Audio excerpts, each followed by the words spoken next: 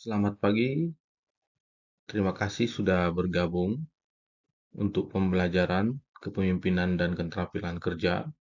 Perkenalkan, saya Kapten Indra M. Panggabean selaku instruktur pengajar bidang materi ataupun mata kuliah kepemimpinan dan keterampilan kerja untuk alih nautika tingkat 3.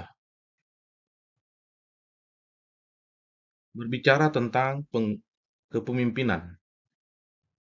Kepemimpinan merupakan suatu kepentingan yang sangat penting, ya, di mana ini untuk mempermudah suatu organisasi dengan tujuan, ya, pencapaian dengan segera, cepat, ya, efisien dan tertata dengan rapi. Sehingga, ya, pengertian kepemimpinan di sini yaitu untuk dapat mengembangkan kepemimpinan, sebaiknya kita perlu mengenal dan mengerti apa yang diartikan dengan istilah pemimpin. Pemimpin dapat diartikan sebagai orang atau kelompok orang-orang yang memimpin. Contoh, pemerintah daerah Provinsi Jawa Barat dipegang oleh kepemimpinan yang bersih. Ya. Poin yang kedua, kepemimpinan di sini dapat diartikan sebagai nama kolektif untuk para pemimpin Jawa Barat. Kepemimpinan dapat pula diartikan sebagai seluruh usaha memimpin. Salah satu contohnya juga, kepemimpinan Bapak Nuriana berhasil. Ya, contoh dari kepemimpinan yang dibuatkan oleh para pemimpin, ya, yang ada di Jawa Barat. Sehingga yang dimaksud di sini adalah seluruh usaha ataupun seluruh kegiatan memimpin untuk dapat mencapai tujuan ataupun sasarannya. Usaha memimpin di sini dijalankan berdasarkan kemampuan ataupun kemahiran yang ada. Nah, jadi berbicara tentang kemampuan dan kemahiran, ini berbicara tentang experience, knowledge, ya. Seseorang itu sangat bermanfaat ketika dia melakukan suatu capai tujuan organisasi. Ya. Sehingga berdasarkan kemampuan pemimpin, ya, pemimpin itu akan dinilai dan dihargai oleh bawahannya dia.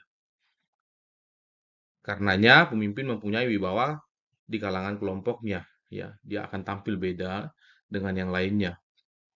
Oleh karena itu kepemimpinan sering pula diartikan sebagai wibawa sang pemimpin.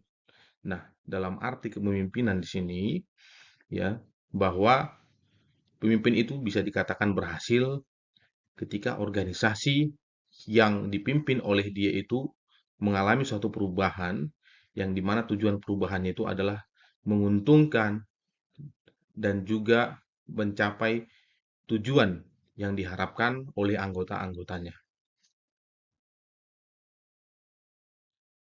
Setelah itu, di sini akan tertulis fungsi dari kepemimpinan. Yang pertama adalah menentukan sasaran dan mengarahkan tujuan. Berbicara tentang menentukan sasaran dan mengarahkan tujuan, ya, berarti ketika satu organisasi tercipta, ya, dia mempunyai satu sasaran yang ingin dicapai, sehingga harus ada persiapan yang dibuatkan, ya, di sana untuk, ya, mencapai sasaran tersebut, ya, apa saja. Nah, disitulah disusunkan organisasi. Organisasi itu apa saja, ya, banyak sekali organisasi. Organisasi dalam belajar, organisasi dalam eh, apa namanya, mahasiswa, organisasi dalam pekerjaan, organisasi dalam grup, dan organisasi yang lainnya. Ya, jadi mereka membuatkan suatu organisasi biasanya itu karena organisasi itu mempunyai suatu tujuan, biasanya untuk tujuan yang lebih baik. Ya, tidak ada organisasi dibuatkan untuk mencapai tujuan yang lebih buruk. Ya, itu sudah salah prediksi. Yang kedua, menetapkan cara pencapaian tujuan. Bagaimana untuk menetapkan cara pencapaian tujuan ini? Di dalam organisasi itu disusunlah, ya, crew membernya dia. Siapa yang bertugas sebagai sekretaris, siapa yang bertugas sebagai bendahara, siapa yang bertugas sebagai pemimpinnya, leadernya, ya. terus siapa yang bertujuan sebagai anggota, dan sasaran-sasaran lainnya. Menetapkan dan memelihara struktur kelompok, ya.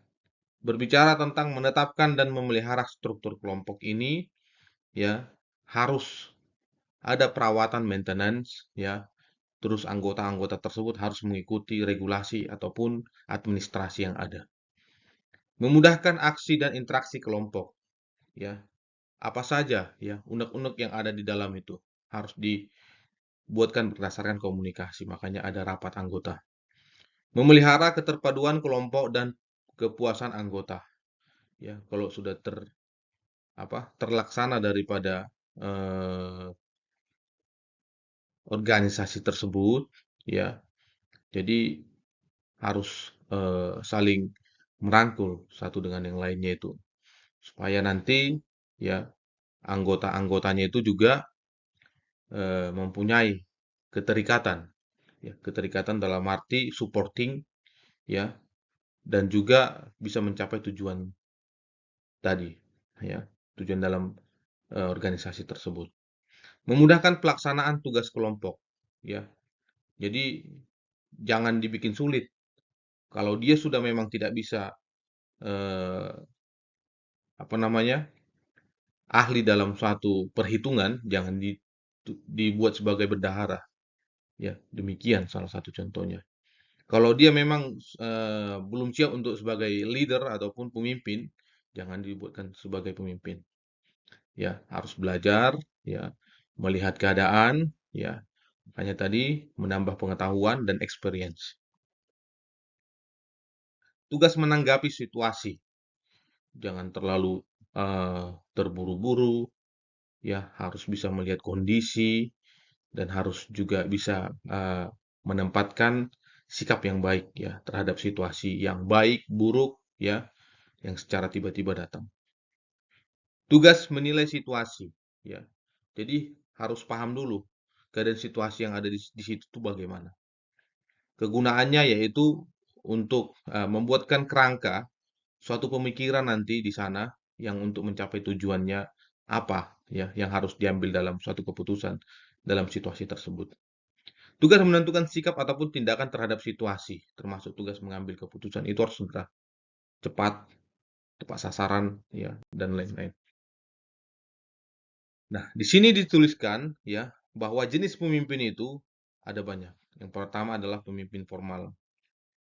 Apa yang dimaksud dengan pemimpin formal? Adalah pemimpin yang memiliki wewenang yang sah karena adanya pelimpahan berdasarkan ketentuan yuridis formal seperti undang-undang, ya, dan organisasi lain-lainnya. Jadi ini sudah dibuatkan dalam undang-undang, ya. Jadi mereka nanti akan dibuatkan surat keputusan dari atas, ya, sebagai eh, apa namanya leader di dalam suatu organisasi tersebut. Dengan tujuan apa dibuatkan organisasi tersebut. Biasanya kalau sudah formal ini sudah dilihat dulu, ya, sudah ada alamat tempat kantornya, sudah apa tujuannya mereka membuatkan organisasi tersebut, ya. Kenapa? Karena administrasi itu sangat penting sekali dalam melakukan suatu pengawasan. Siapakah administrasinya? Biasanya negara. Ya, supaya apa? Ya, supaya tidak ada yang terjadi pelencengan dalam organisasi tersebut itu, sehingga tujuan dari organisasi itu juga tidak merugikan negara. Pemimpin informal, pemimpin yang diangkat ataupun diakui oleh kelompok karena mempunyai wibawa memiliki keunggulan ataupun kelebihan tertentu, sehingga mampu menjadi penggerak oleh karenanya disegani dan dituruti oleh lingkungan kelompoknya. Biasanya sudah apa namanya di dalam suatu organisasi ataupun di dalam suatu grup itu, ya, dia akan tampil formal itu karena dia mungkin sudah dari anggota dan sudah mempunyai pengalaman kerja dan tampil dalam berbagai apa namanya acara, ya, di mana acara tersebut itu ya mungkin sangat berpengaruh sekali dengan yang ada di kegiatan ataupun di tempat yang dia ikut, ya. Salah satu contohnya di tempat mahasiswa, ya, biasanya ditunjuk karena mungkin dia cara pembicaranya dia lebih bagus, ya, cara untuk mengambil keputusannya juga lebih bagus, ya, dan tujuannya dia juga untuk mensejahterakan juga anggota-anggotanya dia. Itu salah satu contohnya, ya.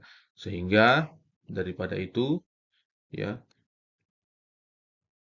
diambillah dia sebagai pemimpin di situ. Wibawa merupakan syarat mutlak bagi keberhasilan seorang pemimpin, ya. Wewenang tanpa ataupun kurang ampuh, agak lumayan di bawah, tanpa wewenang, tanpa punya daya dorong dan lain-lain. Ya, jadi ketika Anda menjadi seorang pemimpin, ya, otomatis nanti wibawa kita itu pasti berbeda dengan yang lainnya. Karena setiap orang itu belum bisa untuk melakukan eh, suatu kepemimpinan ya di dalam suatu organisasi ya dalam mengambil keputusan, cara bicara, merangkul orang dan lain-lain. Tidak semua orang bisa ya. Tapi semua orang akan bisa jika dia belajar ya. Tapi kalau tidak ada belajar dan apa namanya? eh, experience serta pengalaman yang baik ya, ekspektasi yang untuk menjadi pemimpin itu agak susah. Sebab-sebab munculnya pemimpin, ya. Ini menurut teori genetis, pemimpin itu tidak dibuat, tetapi menjadi pemimpin oleh karena bakat sejak lahir. Ada, ya. Ya, salah satunya itu kalau kita lihat pada zaman dahulu itu terjadi di kerajaan-kerajaan, ya. Jadi raja itu, ya, secara otomatis ketika sudah mempunyai keturunan, keturunannya itu akan menjadi pemimpin nantinya untuk menggantikan dia. Ya, nanti tinggal dilihat dari berapa banyak keturunan yang dia punya, siapa di antaranya dia yang benar-benar paling menonjol. Itu salah satu contohnya. Teori sosial, pemimpin itu harus disiapkan dan dibentuk. Setiap orang bisa menjadi pemimpin melalui usaha penyiapan dan pendidikan. Seperti kita inilah, ya. Kalau kita tidak belajar, kalau kita tidak mengikuti edukasi, kalau kita tidak punya experience, ya, bagaimana caranya kita untuk menjadi seorang pembicara, ya, baik itu seperti saya saat ini di depan kalian, ya, dan juga yang lainnya, ya, ataupun teman-teman kalian yang ingin melakukan satu kepemimpinan, ketika dia mau berbicara, ya, tapi tidak ada dalam knowledge education-nya, ya, tidak bisa dalam menghadapi situasi kondisi ketika berbicara depan orang banyak masih gugup, ya, itu salah satu contohnya. Ya, jadi dia dibentuk, ya. Terus teori ekologi, seseorang yang sukses menjadi pemimpin bila sejak lahir telah memiliki bakat dan sempat mengembangkan bakat melalui pengalaman dan usaha pendidikan. Ini komplit dari yang genetis dan sosial, ya, kombinasi yang dari duanya ini. Hampir dibilang sempurna, ya, tapi tidak ada pemimpin itu yang sempurna, ya. Demikian. Kenapa demikian? Ya, karena dari lahir dia sudah ada bakatnya dia untuk menjadi seorang pemimpin. Ditambah lagi dengan edukasi ataupun knowledge yang dia punya serta berbarengan dengan experience ya, terjadilah teori ekologis tadi. Nah, dari di dalam filsafat ya sangat banyak sekali ya organisasi yang ada di apa namanya di dunia ini ya yang dipengaruhi oleh bagaimana tata cara kemasyarakatan ya terus sehingga masyarakat itu tidak terkontrol, dibuatlah suatu hukum dan undang-undang yang mengikat setiap orang yang ada di dalam masyarakat tersebut supaya tidak semena-mena melakukan perbuatan yang tidak baik, ya. Tapi jika melakukan perbuatan yang baik, ya, nanti akan diapresiasi juga, ya. Demikian. Terus dilihat kenapa masyarakat itu, apakah sejarahnya dulu bagaimana, ya. Dilihat dari sana. Terus setelah itu nanti ya pasti dalam kemasyarakatan itu ya ada suatu organisasi-organisasi pengelompokan ya yang menjadi suatu politik di mana politik itu ya adalah tujuan pencapaian organisasi tersebut ya untuk mempengaruhi orang banyak kepada hal yang lebih baik tentunya. Ya, tidak ada suatu politik itu yang ingin membuat orang itu semakin sengsara. Itu akan menghancurkan negara tersebut ya dan juga kemasyarakatan tersebut ya. Sehingga ditunjuklah orang-orang nanti ya yang berpengaruh ya yang dimana harus ya bisa ya untuk melakukan pendekatan-pendekatan nasional ya.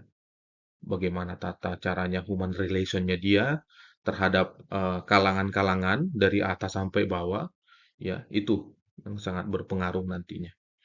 Terus komunikasi ya, baik itu internal, eksternal ya, bagaimana tata cara agama ya, dan etika, apalagi kita di daerah Indonesia ini ya harus mempunyai ya agama, karena di dalam Pancasila ya tertulis ketuhanan yang Maha Esa, yang butir pertama. Dan juga harus bisa ya memahami tentang hak ajasi manusia. Ini sangat penting sekali. HAM ya.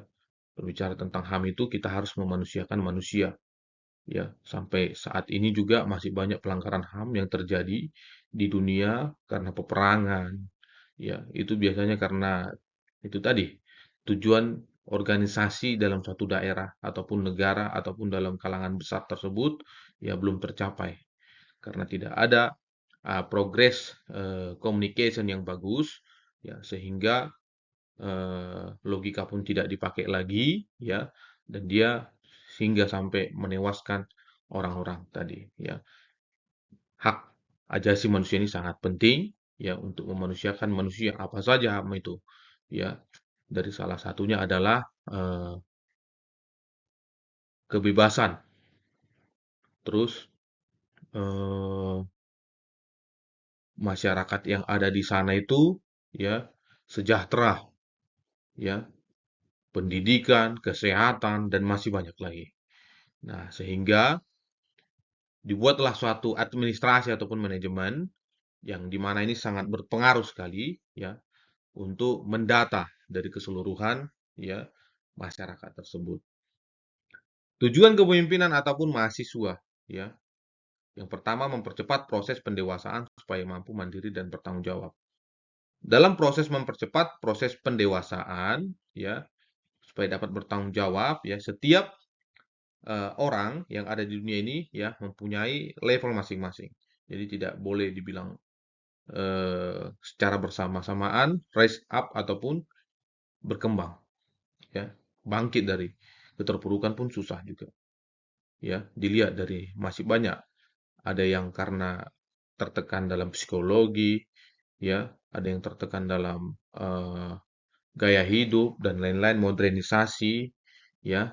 Itu menunjang proses belajar. Jadi tugasnya yaitu ya kalau dia sudah mahasiswa harus mengikuti proses belajar supaya ada nanti bekalnya dia ke depan untuk mencapai tujuan hidupnya dia.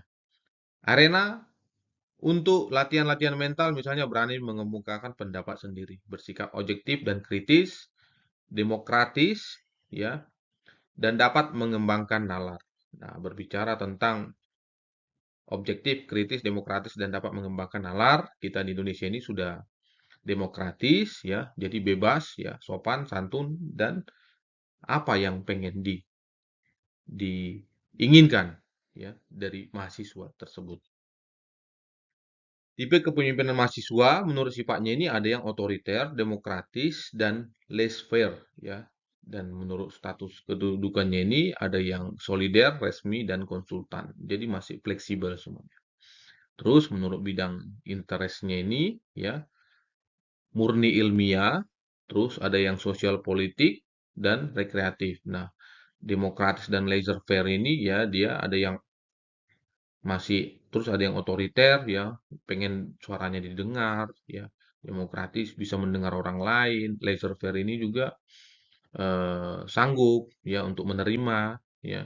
Terus kalau yang kedudukan resmi, konsultan, solider ya, ini terdaftar, tidak terdaftar dan diasis ya, misalnya gitu.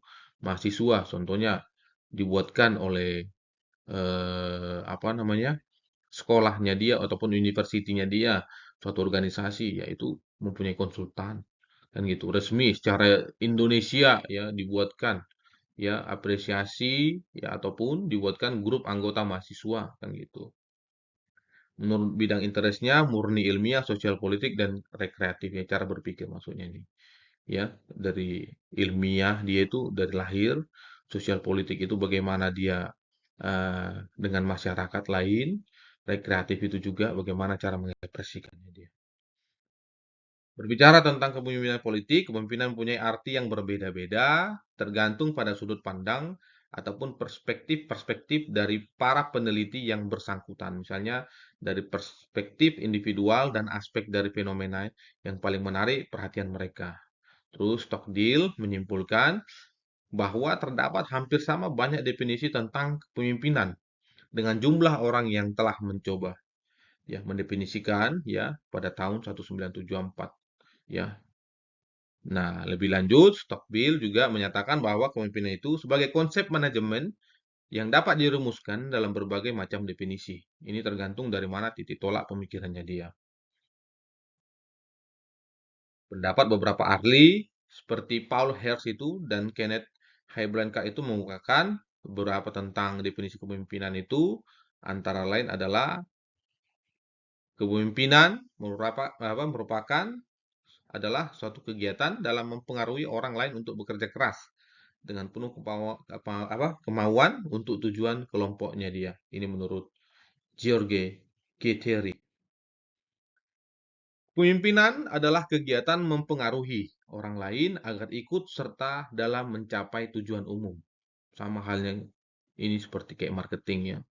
Ini menurut Cons and O'Donnell ya. Terus pemimpinan sebagai pengaruh antara pribadi yang terjadi pada suatu keadaan dan diarahkan melalui proses komunikasi ke arah tercapainya dia yang mencapai suatu tujuan. Ya, ini menurut R.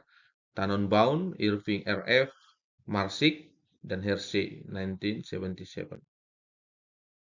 Untuk lebih mendalami pengertian kepemimpinan, di bawah ini akan dikemukakan beberapa definisi kepemimpinan lainnya seperti yang dikutip oleh Gary York ya, antara lain kepemimpinan adalah peningkatan pengaruh sedikit demi sedikit pada dan berada di atas kepatuhan mekanis terhadap pengarahan rutin daripada organisasi. Ini menurut Katz dan Kahn. Ya, itu sampai di situ. Kira-kira untuk pertemuan kita kali ini.